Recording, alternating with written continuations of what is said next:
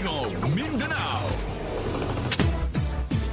Sa Zamboanga City, totoo nga na maliban sa pagiging contractor, ang pagtutulak ng shabu ay isa sa mga malaking kitang negosyo sa Region 9. Sa loob lang ng isang buwan, nasa 1.1 billion pesos na halaga ng shabu ang nakumpiska ng PDEA sa Zamboanga Peninsula. Patunay ito na marami ang pumapasok sa negosyo ng illegal drugs dahil wala ng war on drugs ang pamahalaan. Sa Malita, Davao Occidental, patay ang isang barangay kapitan habang sugatan naman ang dalawang niyang kasamahan matapos na sila'y pagbabarilin sa barangay Tubalan. Kinilala ang nasawing barangay chairman na si Isabelo Masiwel ng barangay Pangalion. Kararating lang nila sa construction site para magsweldo sa mga kawani nang sila'y paputukan ng mga suspect. Sa Bunawan, Agusan del Sur, nanawagan ang isang grupo ng mga magsasaka na pakawalan ang 6 na kapwa magsasaka na inaresto dahil pinagdududahang supporter ng NPA.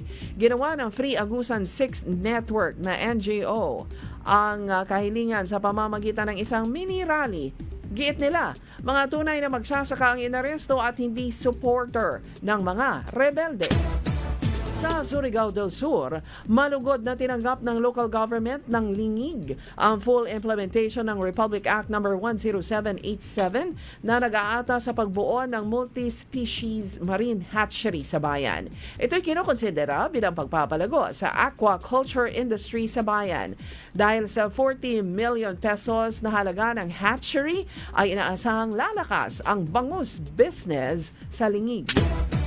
Sa Digos City, sugatan ang bongo truck at 14 na iba pa matapos na ito ay masangkot sa isang highway accident sa Barangay 3 Mayo kahapon. Sangkot sa aksidente ang isang bongo truck, Isuzu pickup truck at isang tricycle o isang motorsiklo. Ang mga sugatan ay ginagamot na ngayon sa Provincial Hospital. Sa pinakahuling report, isa na ang nasawi. Tigong Mindanao.